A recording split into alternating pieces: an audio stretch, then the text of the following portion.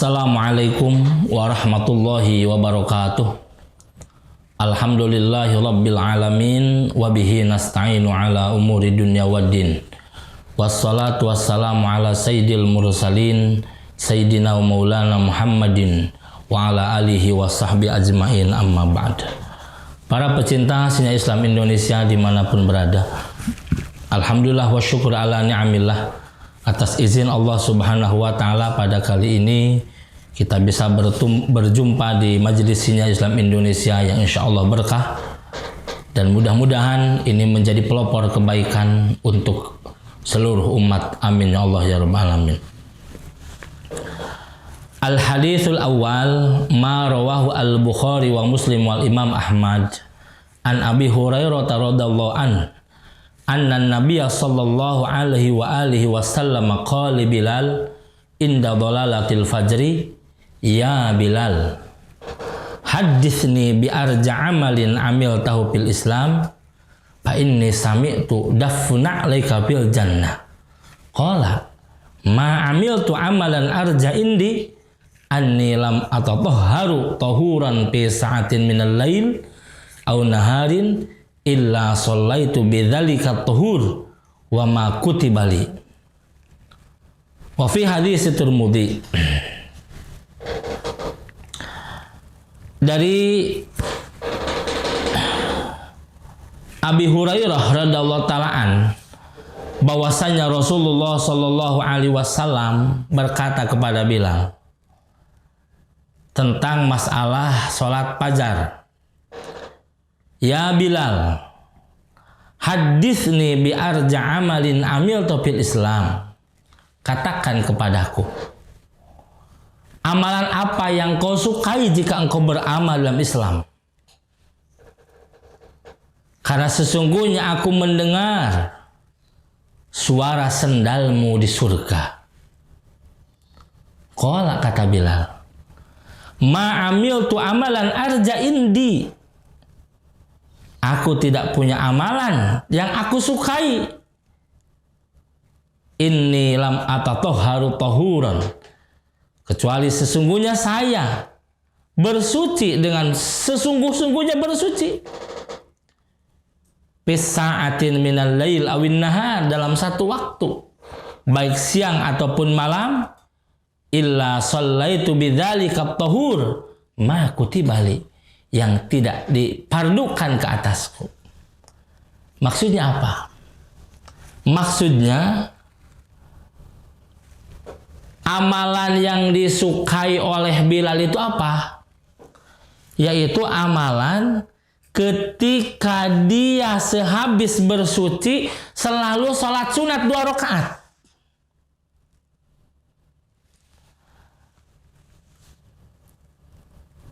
Malam hari pipis, sehabis pipis wudu, sehabis wudu sholat sunat 2 rakaat. Siang hari pipis, sehabis pipis wudu, sehabis wudu sholat sunat 2 rakaat. Jadi amalan Bilal itu kalau dia qadha hajat, mau pipis ataupun apa, kemudian dia senantiasa berwudu karena senantiasa luzumul wudu. Dan saya berwudu, sehabis pipis, habis qadha hajat, maka Bilal suka sholat sunat 2 rakaat. Padahal ma kutibali, itu tidak diwajibkan dan tidak ada waktunya. Wa fi hadis Tirmidzi wa qala Hasan sahih qala li Bilal bima sabaqtani ila jannah. Amalan apa yang telah membuat kamu lebih dulu masuk surga? Maka kata Bilal, ma'adzantu qat illa shallaitu rak'atain wa ma asabani hadasun qat illa tawaddatu wa ra'aitu anna lillahi alayya rak'atain. Faqala an-nabi SAW bihima. Masya Allah.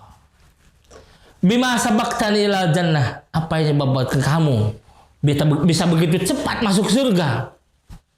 Bima sabaqtani jannah, apa yang menyebabkan kamu bisa begitu cepat masuk surga wahai Bilal? Maka kata Bilal, ma adzantu qat illa sholaitu rak'atain. Tidaklah aku beradzan sama sekali kecuali aku selalu sholat 2 rakaat. Sehabis adzan sholat 2 rakaat. Itu kesenangan Bilal. Wa ma asobani hadasun. Kalau aku punya hadas, maka aku wudu. Setelah aku wudu, aku sholat 2 rakaat. Setelah adzan dia sholat 2 rakaat. Setelah, kalau dia punya hadas kemudian dia wudu, setelah wudu baru sholat 2 rakaat. Maka kata Rasul, bihima, dengan amalan itulah engkau bisa cepat masuk surga. Dengan asbab amalan itulah engkau mendapatkan manzilah, derajat yang tinggi, sehingga begitu cepat masuk surga. Allah ya Rahman ya Rahim. Rawahul Hakim.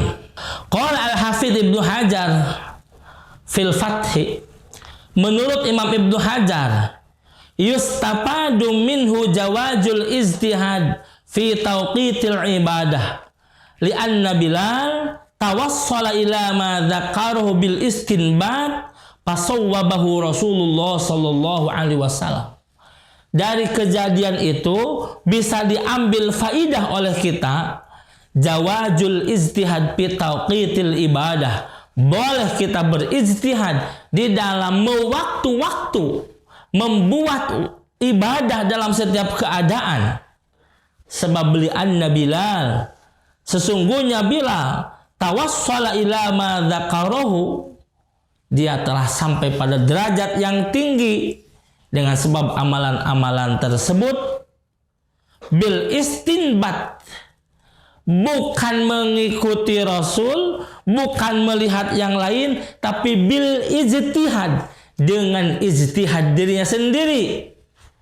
Masa ini setelah wudu, setelah hadas, wudu, sholat sunat, ini ijtihad Bilal.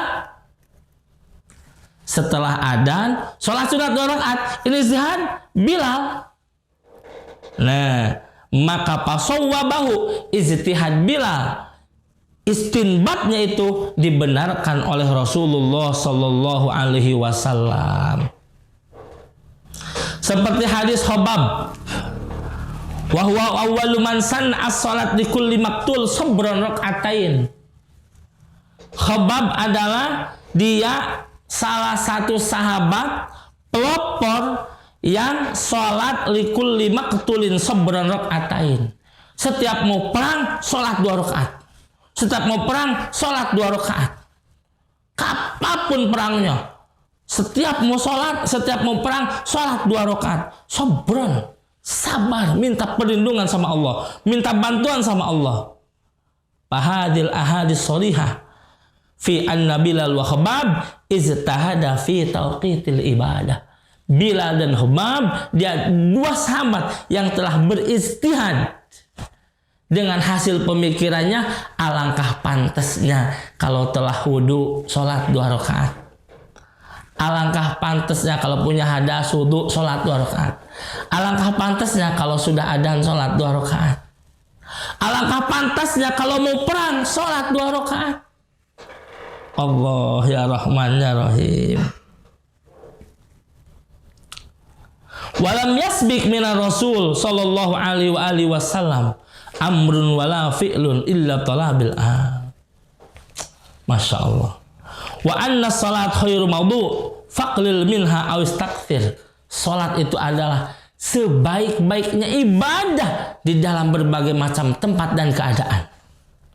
Salat sebaik-baiknya ibadah di dalam setiap keadaan.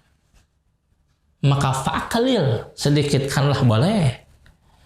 Saya mah salatnya cuma wajib, qobliyah ba'diyah, itu pun yang muakkad, mangga. Saya mah salatnya cuma wajib, qobliyah ba'diyah, muakkad dan ghair muakkadnya, mangga. Saya mah alhamdulillah wajib sunnah, wajib sunnah, qobliyah ba'diyah, muakkad ghair muakkadnya ditambah dengan duha dan tahajud, mangga. Saya mah salat sunat wajib muakkad duha dan tahajud ditambah dengan tahiyatul masjidnya khair.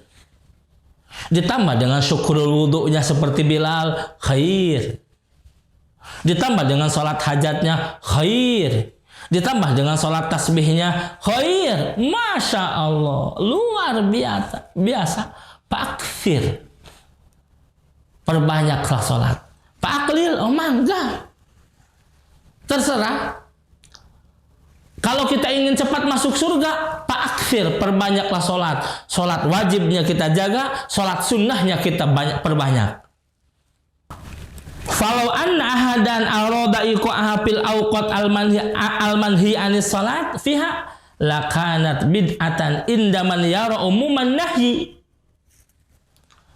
Andai kata ada seseorang yang berhendak menjatuhkan amalan salat fil awqatil manhi, dia menjatuhkan amalan salat di waktu-waktu yang dilarang untuk mengerjakan salat, fiha lakanat bid'ah indaman yara umuman nahi, itu adalah bid'ah menurut siapa? Menurut orang yang melihat umumun nahi.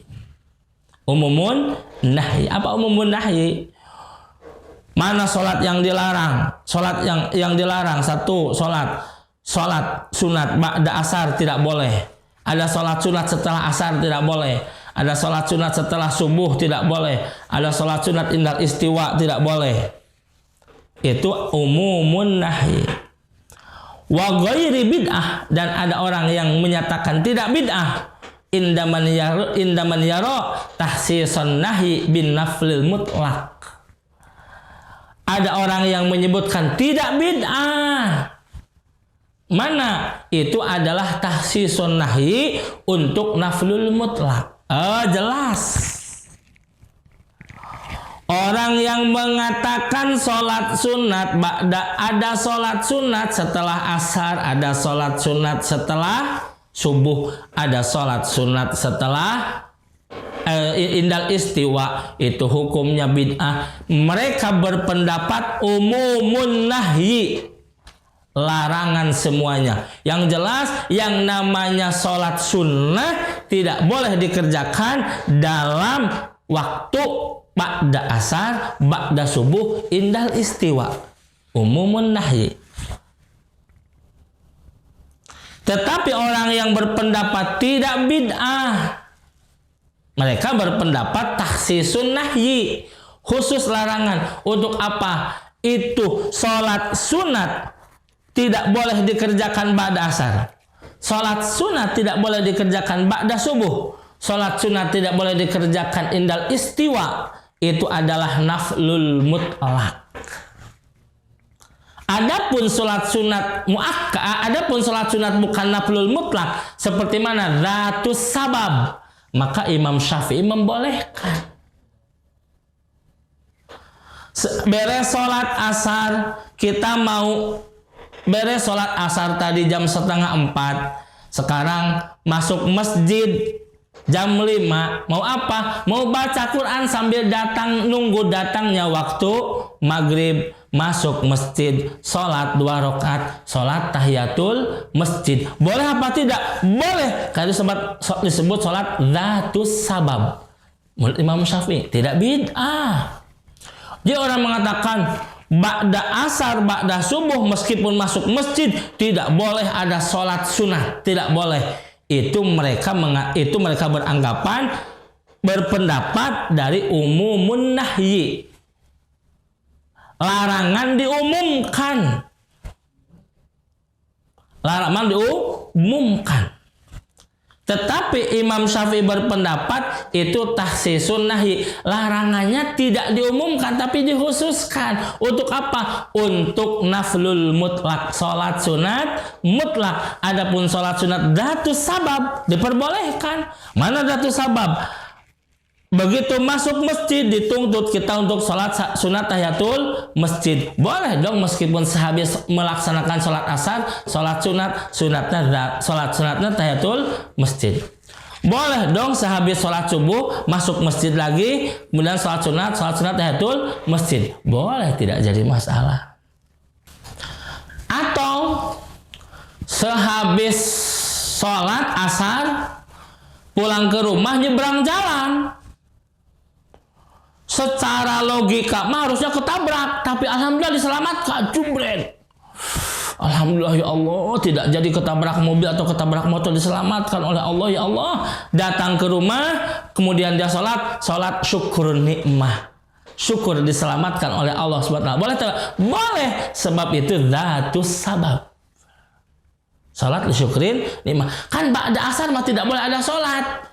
Itu tes sholat naflul mutlak Imam Syafi'i. Kalau sholat dzatus sabab mah boleh, diperbolehkan. Masya Allah. Jadi jelas, maka di sini berpendapat ya sholat sunat, sholat sunat ba'da asar, ba'da subuh indal istiwa tidak diperbolehkan teh. Kalau menurut Imam Syafi'i ini adalah khususun nahyi, larangannya khusus, itu untuk naflul mutlak. Adapun orang yang mengatakan ada sholat sunat sehabis asar, ada sholat sunat sehabis subuh, ada sholat sunat indal istiwa, hukumnya bid'ah. Mereka berpendapat daripada umumun nahyi, digeneralisir, diumumkan begitu. Masya Allah. Padahal Bilal sendiri sehabis wudu dia sholat sunat. Contoh, kalau mengikuti Sayyidina Bilal, beres sholat asar mau pipis, ke air lah, ke air, wudu, sudah wudu, sholat sunat 2 rakaat, boleh apa tidak? Boleh, sebab dzatus sabab. Tapi orang mengatakan tidak boleh karena habis sholat asar tidak boleh ada sholat sunat. Umumun nahyi. Masya Allah. Jadi kalau kita sudah paham sekarang, tidak gampang membid'ahkan. Ini bid'ah nih hukumnya. Kenapa? Habis sholat asar ada sholat sunat lagi. Loh, jangan begitu. Saya adalah khususun nahyi, yang tidak diperbolehkan teh naflul mutlak. Ini bukan naflul mutlak, dzatus sabab. Begitu. Jadi kalau kita sudah paham ini, kita tidak boleh membid'ahkan segala sesuatu. Lihat dulu sebabnya seperti apa, dalilnya seperti apa. Al-haditsus tsani, hadis yang kedua. Ma rawahu al-Bukhari wa Muslim wa ghairihima fi kitabis salat fi babi rabbana lakal hamdu an Rifa'ah bin Rafi qala kunna nusalli wara'an nabi falamma rafa'a ra'sahu minar raka'ah qala sami Allahu liman hamidah qala rajulun wara'ahu rabbana lakal hamdu hamdan katsiran thayyiban mubarakan fi Palaman sarafa qala manil mutakallim qala ana qala ra'aitu bid'atan wa thalathina malakan yabtadirunaha ayyuhum yaktubuha qala al-hafiz fil fathi yustadallu bi ala jawazi ihdasi dzikri fis shalat. Masya Allah ya Rahman ya Rahim. Ini masalah di dalam sholat tentang Rabbana lakal hamdu. Di dalam sholat tentang masalah Rabbana lakal hamdu. Hadisnya dari Rifa'ah bin Rafi. Kata Rifa'ah bin Rafi, kami sholat dengan Rasulullah Sallallahu Alaihi Wasallam. Ketika Rasul berdiri dari ruku, ya, habis ruku, Rasul mengatakan Sami Allahu liman hamidah. Ya. Kemudian di belakang terdengar ada orang yang mengatakan Rabbana walakal hamdu hamdan katsiran thayyiban mubarakan fi. Asing. Rasul mengatakan Sami Allahu liman hamidah, kata Rasulullah. Maka di belakang ada orang yang mengatakan sendirian Rabbana lakal hamdu hamdan katsiran thayyiban mubarakan fi. Begitu beres salat, Assalamualaikum warahmatullah, Assalamualaikum warahmatullah. Rasul langsung berkata, kata Rasul, manil mutakallim? Siapa yang tadi bilang Siapa yang tadi bilang Rabbana lakal hamdu hamdan katsiran thayyiban mubarakan bih, kata Rasul? Siapa yang tadi bilang begitu? Kata salah seorang sahabat di belakang, ana ya Rasulullah, saya. Ya Rasulullah.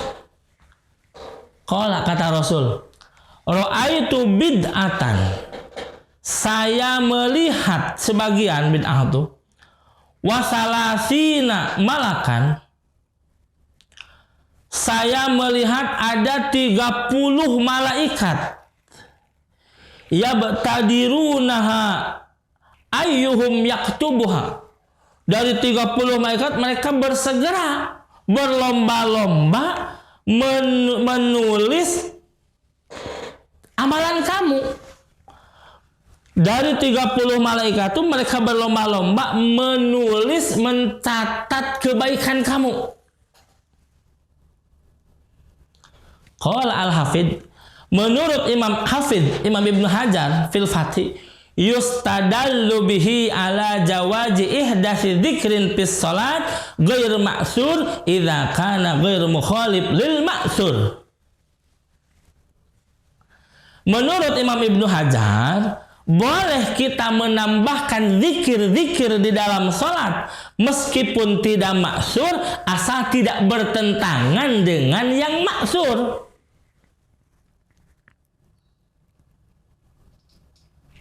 Contoh, Sami Allahu liman hamidah, itu maksurnya. Ditambahkan zikir yang lain, Rabbana lakal hamdu hamdan katsiran thayyiban mubarakan fi. Ini yang goer maksur. Bertentangan tidak dengan yang maksur? Tidak, diperbolehkan.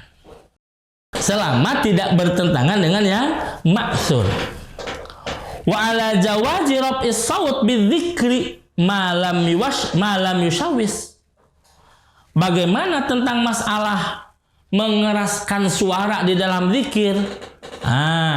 Masalah mengeraskan suara di dalam zikir malam yushawis. Satu, kalau kita di tempat sendirian tidak mengganggu orang lain, boleh dong mengeraskan suara. Dengan catatan, dengan mengeraskan suara semakin tumbuh kehusuan. Boleh. Bagaimana kalau di masjid kita sedang berzikir, ada orang di belakang yang sedang sholat, itu membuat was-was. Membuat apa? Membuat kegaduhan untuk orang lain. Kita dikir, la ilaha illallah, Allahu akbar, subhanallah, keras. Sementara di belakang ada orang yang sedang sholat, masbuk mungkin. Nah, kalau kita mengeraskan suara, maka orang yang sedang sholat di belakang, dia akan terpecah konsentrasinya dengan suara keras kita. Hendaknya kita jangan terlalu keras. Masya Allah. Intah. Faqauluhu malam yusawis ma'khudun min dalilin akhar saya tipil babithani. Hadirin yang saya hormati, para pecinta Islam Indonesia dimanapun berada, itulah 2 buah hadis tentang masalah sunnah atau bid'ah, dan mudah-mudahan kita senantiasa bisa memahaminya, ya, memakluminya, dan senantiasa kita bisa toleran sama orang lain. Selagi itu adalah ada dalilnya, jangan terlalu terburu-buru mengatakan bid'ah. Demikian dapat saya sampaikan. Billahi taufiq. Assalamualaikum warahmatullahi wabarakatuh.